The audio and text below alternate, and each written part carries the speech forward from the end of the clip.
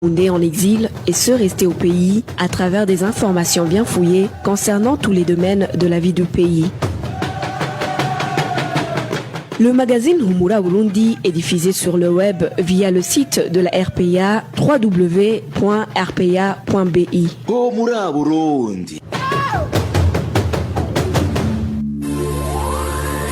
À la présentation, Nadège Irakoze. Bonsoir, bienvenue dans le journal du magazine Humura Burundi de ce mercredi 18 novembre 2020. Tout d'abord, les titres. Le pouvoir de Gitega défie la communauté internationale en ce qui concerne la réintégration sociale des Imbonerakure du parti CNDD-FDD. Vous allez le suivre dans ce journal. Plus de la moitié des enfants de moins de 5 ans souffrent de la malnutrition chronique au Burundi. Selon le rapport de l'UNICEF, le Burundi figure parmi les pays ayant des taux élevés de retard de croissance des enfants de moins de 5 ans. Les pluies diluviennes menacent les maisons des habitants de certains quartiers du chef-lieu de la province Cibitoke. Dans ce journal, vous allez également le suivre. Lucie Kabera est à la cabine de son. Emile Nibasumba assure la prise d'image. Tout de suite, le développement de ces titres. Encore une fois, bienvenue. Débutons par la page politique. Aucun argument ne justifierait l'identification ethnique des travailleurs lancés au Burundi, si ce n'est que pour des spéculations politiques du régime CNDD-FDD. Point de vue du président de l'association française SOS Racisme, qui lutte contre toute forme de discrimination. Pour Dominique Sopo, le gouvernement CNDD-FDD risque de se retrouver lui-même débordé par les conséquences de cette carte ethnique qu'il manipule. Dominique Sopo est le président de SOS Racisme. Ce recensement, il est nécessairement inquiétant dans la mesure où on sait que le Burundi est un pays qui a été traversé par des tensions ethniques extrêmement puissantes qui ont abouti à des massacres à différentes périodes et même à des logiques génocidaires. Là, on est sur une absence totale de précaution sur la référence à l'ethnie, premièrement, et deuxièmement, on n'est manifestement pas dans une logique de dialogue et dans une logique de dépassement des tensions. Et lorsqu'on est face à un pouvoir, à savoir le CNDD, dont on sait qu'il est assis sur un nationalisme très fort et sur une récurrence de l'utilisation de la dimension ethnique à des fins politiques, il y a de quoi être potentiellement inquiet. Ce que l'on peut craindre, c'est que en jouant sur cette fibre ethnique, parce qu'on voit bien ici que c'est une logique de ressources politiques de la part du pouvoir de jouer sur la fibre ethnique, quelles que soient les justifications qu'il en donne, eh bien, on peut très bien avoir un processus qui échappe au pouvoir politique, qui créerait lui-même des monstres qui finiraient par le dominer. Et donc, l'inquiétude, elle est légitime parce que le pouvoir, de façon unilatérale, est en train d'utiliser la dimension ethnique. Et je ne pense pas que beaucoup de gens trouveraient crédible de penser que le pouvoir actuel, malgré le changement à la présidence de la République, soit un pouvoir dont l'objectif fondamental soit de renforcer l'égalité entre les citoyens au Burundi ou de faire en sorte de promouvoir les droits de l'homme. Les pays voisins du Burundi ainsi que la communauté internationale devraient voir clair dans le jeu du régime Ndayishimiye qui se montre soucieux de renouer avec ses partenaires. Dominique Sopo les appelle à l'exigence des garanties par Gitega du respect des droits de l'homme comme condition de reprendre les partenariats. Encore une fois, Dominique Sopo, président de SOS Racisme. L'ONU doit poursuivre de façon sérieuse sa commission d'enquête et être extrêmement alerte sur les violations des droits de l'homme au Burundi. Et je pense que l'ONU doit dire son inquiétude sur ces méthodes qui pourraient préfigurer des dynamiques graves. Le deuxième élément, c'est que au-delà de l'invocation des droits de l'homme par l'ONU notamment et la surveillance de cette dimension des droits de l'homme, il y a aussi bien évidemment des jeux politiques régionaux. Il y a un levier qui existe vis-à-vis du pouvoir actuel, c'est que le pouvoir actuel, manifestement, et c'est peut-être une modification, une inflexion par rapport à l'époque Nkurunziza, essaye de se réinsérer dans le jeu diplomatique régional, continental et international. Et que de ce point de vue-là, les discussions qui s'ouvrent doivent être des discussions qui permettent à ces différents pays de faire preuve de fermeté vis-à-vis du Burundi et d'obtenir en échange de discussions, de coopération en matière sécuritaire, en matière sanitaire, etc., des garanties de la part du régime pour qu'il mette un terme à ces politiques hasardeuses et qu'il renforce radicalement les mécanismes de promotion et de défense des droits de l'homme au Burundi et qu'il assure un travail serein de la part des défenseurs des droits de l'homme, dont on sait qu'ils sont depuis de très nombreuses années fragilisés dans l'effectivité de leurs tâches à partir du moment où ils se situent sur le territoire burundais. C'était Dominique Sopo, président de SOS Racisme. Gitega met les points sur les i quant aux doléances des Nations Unies au moment où l'ONU a appelé le gouvernement du Burundi à s'atteler à la réintégration sociale de sa milice Imbonerakure. Évariste Ndayishimiye les a plutôt encouragés à renforcer les rondes nocturnes pour mieux assurer la sécurité du pays. L'élément sonore n'est pas encore disponible, nous allons y revenir. Le devoir de sécuriser les frontières est du ressort des agents du corps de défense et de sécurité. Déclaration de maître Gustave Niyonzima après l'appel du président Ndayishimiye aux Imbonerakure d'amplifier leurs activités de faire des patrouilles, des rondes nocturnes en s'appuyant sur l'article 72 de la Constitution du Burundi. Écoutez maître Gustave Niyonzima. Du président de la République relève de la malveillance. Ça ne colle pas exactement avec la teneur de l'article 72 de la Constitution. Ce dernier stipule que tout citoyen a le devoir d'informer les gens qui sont dans le corps de défense et de sécurité pour dire qu'il y a une perturbation de l'ordre public. C'est à titre d'information aux gens qui ont cette qualité de faire des patrouilles et de sécuriser le pays, qui sont dans le corps de défense et de sécurité, les policiers, les militaires, les agents du service de renseignement et j'en passe. Mais les Imbonerakure ne sont pas dans cette catégorie.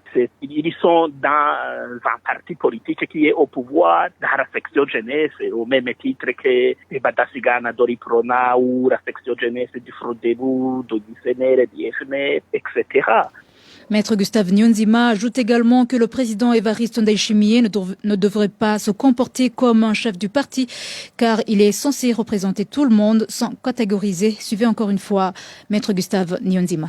Le président de la République est censé représenter tout le monde. Ce qui est aberrant, il s'est comporté comme le chef du parti CNDD qui est au pouvoir. Normalement, il est censé représenter tout le monde. Il est le père de la nation. Il ne peut pas catégoriser et faire la nuance entre les citoyens pour faire un appel ou interpeller les Imbonerakure de faire des activités inhérentes au domaine légal reconnu par la loi et la constitution des agents du corps de défense et de sécurité. Ça nous montre qu'il y a rangouillé sous roche, ça nous montre que toutes les décisions étatiques émanent du cercle des membres du parti CNDD, le parti qui est au pouvoir. Conformément à la constitution, même au niveau des articles 100 et 103, le président de la République, une fois élu, il laisse à côté toutes les autres fonctions, que ce soit privées ou publiques, qu'il avait auparavant. Mais si le sentier qui a été dans son discours, on voit qu'il a outrepassé la loi. Il ne représente pas toute la souche paysanne et tous les Burundais. On dirait qu'il représente le parti au pouvoir. C'était maître Gustave Niyonzima. Revenons sur cette page politique. Gitega met les points sur les i quant aux doléances des Nations Unies au moment où l'ONU a appelé le gouvernement du Burundi à s'atteler à la réintégration sociale de sa milice Imbonerakure. Évariste Ndayishimiye les a plutôt encouragés à renforcer les rondes nocturnes pour mieux assurer la sécurité du pays. Nous nous excusons, l'élément sonore n'est pas encore disponible.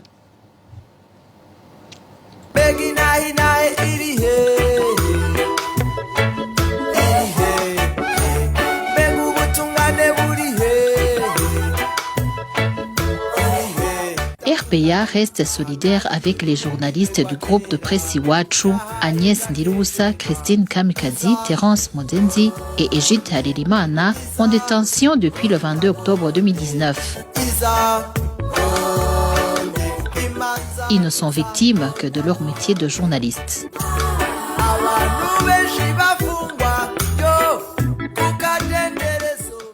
À présent, page santé, 11 personnes ont été testées positives à la Covid-19 sur 423 qui avaient été dépistées le 15 novembre 2020. Le ministère de la Santé et de la lutte contre le sida l'a annoncé à travers son rapport publié ce mercredi sur la situation de la pandémie de la Covid-19 au Burundi. Selon le même ministère, 10 personnes parmi ces cas positifs étaient venus de l'étranger en passant par l'aéroport international Melchior Ndadaye.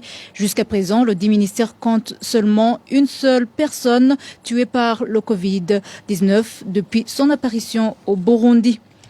Désormais, les agents de santé communautaire vont aider dans l'identification de ceux qui ont les signes de la Covid-19.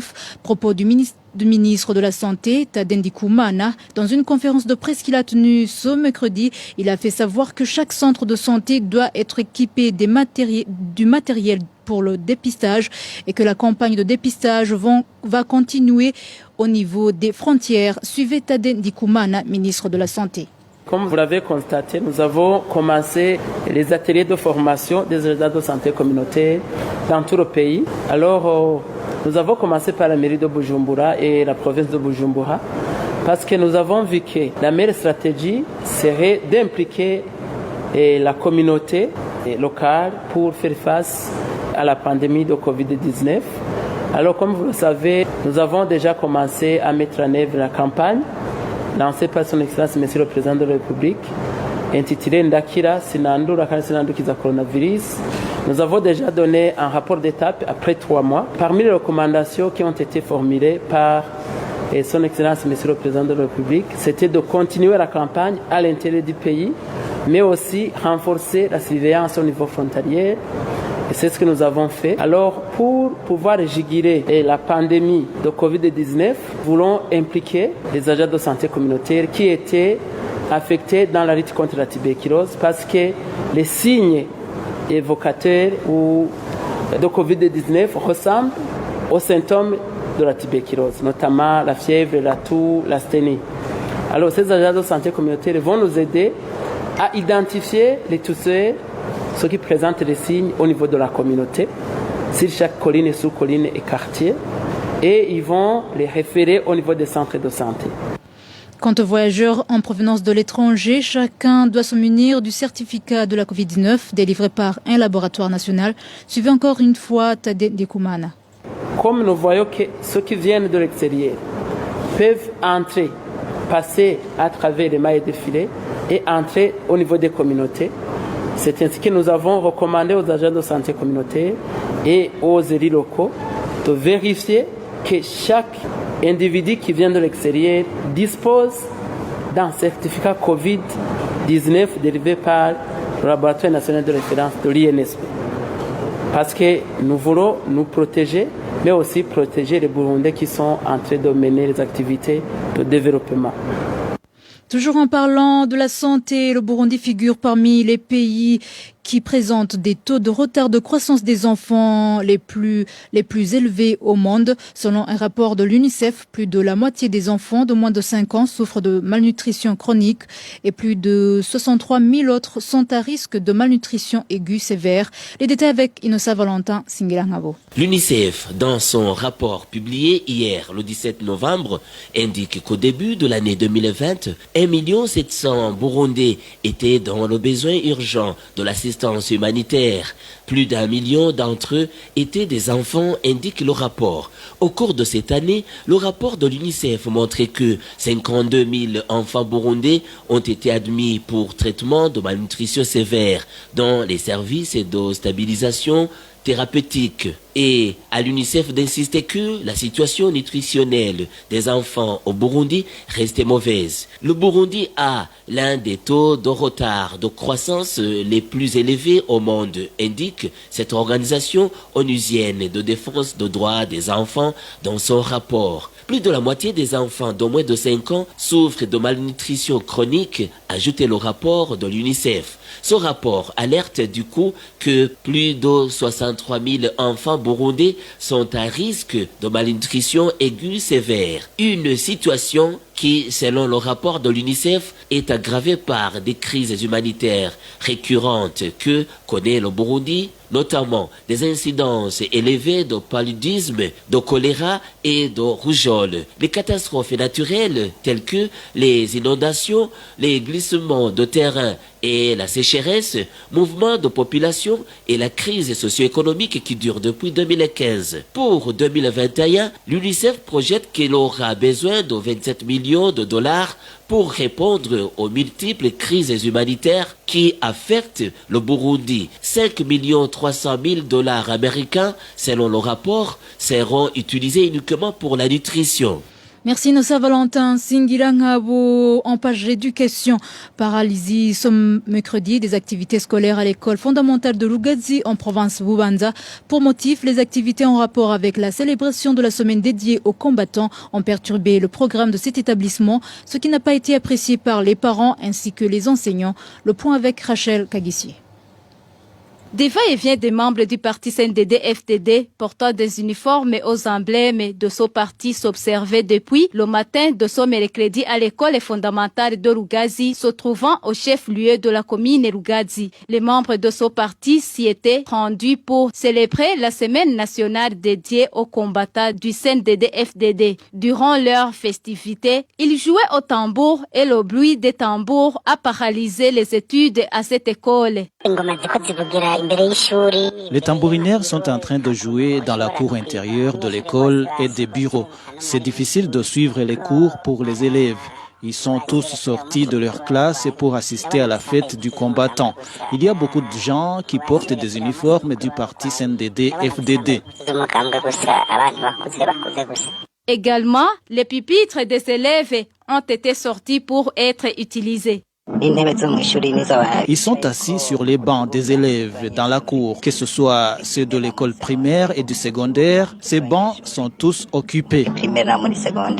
Les parents et les enseignants déplorent ce comportement qui nuit aux cours et font savoir que le milieu scolaire devrait être protégé des activités politiques. Contacté à ce propos, Isaac Nyandwi, administrateur de la commune Lugazi, a indiqué que ces activités ont eu lieu après les heures de cours et que ce sont les chaises de la commune qui ont été utilisées durant ces activités.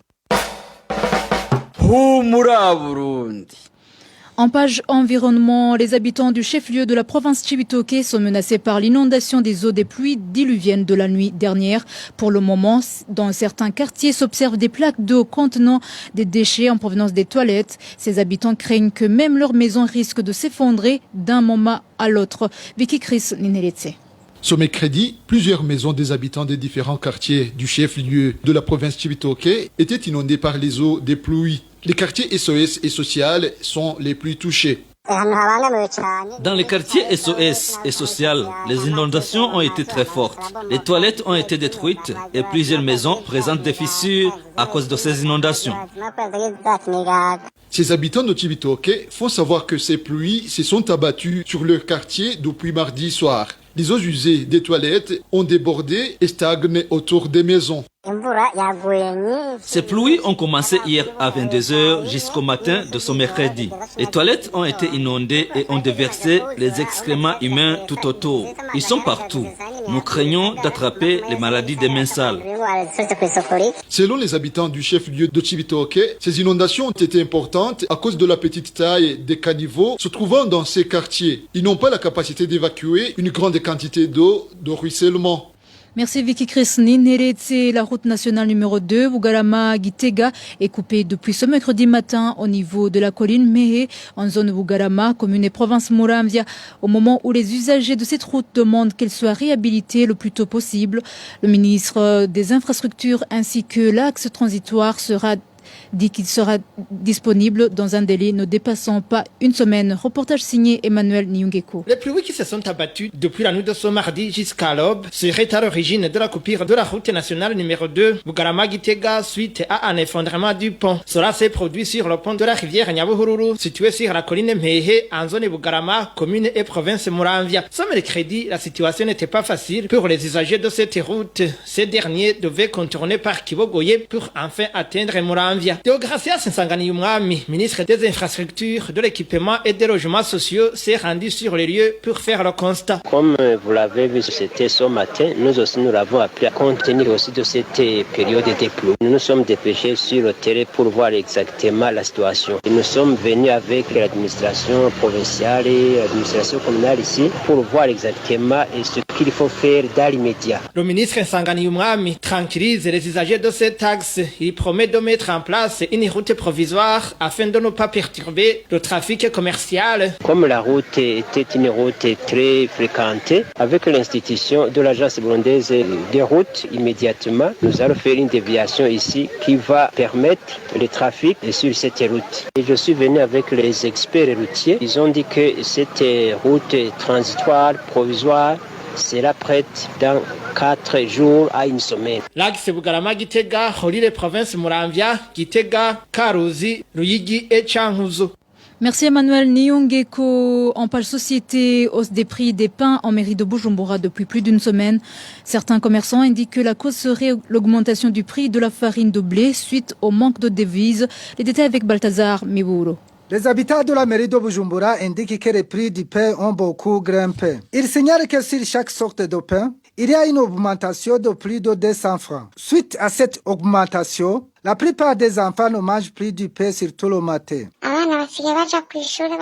Actuellement, les enfants vont à l'école sans manger du pain. Le pain qu'on achetait à 1000 francs burundais coûte actuellement 1200 francs burundais. Celui qu'on achetait à 1500 francs coûte 1700 francs. Le pain qui s'achetait à 2000 francs est passé à 2200 francs. L'augmentation d'une somme de 200 francs est énorme. Si tu as 5 enfants, ça devient un problème.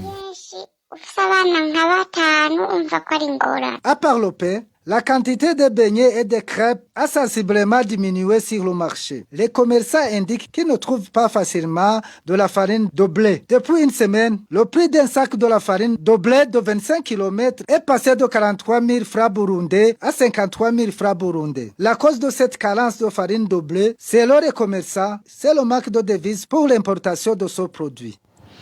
Le prix officiel du sac de ciment Buseko n'est pas encore respecté en mairie de Bujumbura, tel que fixé par le ministère du Commerce en date du 11 novembre dernier. Les commerçants disent aux acheteurs du ciment qui n'ont pas revu à la baisse le prix du ciment, du fait qu'il leur est toujours difficile d'obtenir ce produit au prix officiel. Le point avec Éloge Divin, les Méchas. Contrairement à la décision du ministère du Commerce de maintenir le prix officiel d'un sac de ciment, certains habitants de la mairie de Bujumbura font savoir que cette décision n'est pas totalement respectée à ce jour. Cet individu qui vit au sud de la mairie de Bujumbura révèle que non seulement le prix du sac de ciment n'a pas baissé, mais aussi que l'enregistrement des détaillants de ciment ne se fait pas comme cela avait été recommandé par le ministère pour surveiller le respect du prix. Là où le prix a été revu à la baisse, le ciment s'achète à 28 000 francs burundais. Autre chose, ceux qui achètent le ciment ne sont pas inscrits sur des listes comme cela avait été recommandé par le ministère. Avant, le prix était fixé soit à 29 000 ou 30 000 francs et maintenant c'est 28 000 francs burundais. Par ailleurs, le prix du ciment ne peut pas être revu à la baisse alors qu'il n'est toujours pas disponible en quantité suffisante. La situation reste identique au nord de la capitale où le prix officiel n'est toujours pas respecté. Le prix est toujours de 28 000 francs burundais. D'ailleurs, les vendeurs du ciment font partie des hauts dignitaires du pays et ce sont eux qui fixent sans doute le prix du ciment. Franchement, le prix n'a jamais baissé. Pour ce qui est des quartiers situés au centre-ville, le prix officiel est respecté dans certains coins alors qu'il ne l'est pas dans d'autres. Toutefois, quand les habitants demandent les raisons de son non-respect du prix officiel, les commerçants répondent que Buseko pratique du favoritisme au profit des dignitaires dans la distribution du ciment. Les prix sont respectés dans certaines localités, mais si tu discutes avec les commerçants, ils t'avouent que le problème réside au sein de la Buseko. Tous les hauts dignitaires membres du CNDD-FDD ont investi dans la vente du ciment. Par conséquent, ce sont eux qui raflent tous les sacs à Bousseko et les petits commerçants ne peuvent pas avoir la quantité sollicitée. Le prix officiel d'un sac de ciment avait été fixé à 24 500 francs burundais par le ministère du Commerce. La RPA essaie de joindre Immaculée Ndabanedze, la ministre du Commerce, mais sans succès. Merci Éloge Divin Remecha. C'est ici que nous clôturons le journal du magazine Humura Burundi de ce mercredi 17 novembre 2020. Merci de nous avoir suivis. Merci à l'équipe rédactionnelle ainsi qu'à l'équipe technique. À la présentation, vous étiez avec Nadège Irakoze. Bonne soirée à tous.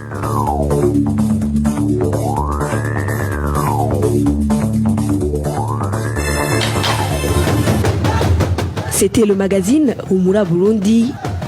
Un magazine campant pour relier les Burundais en exil, et ce toujours.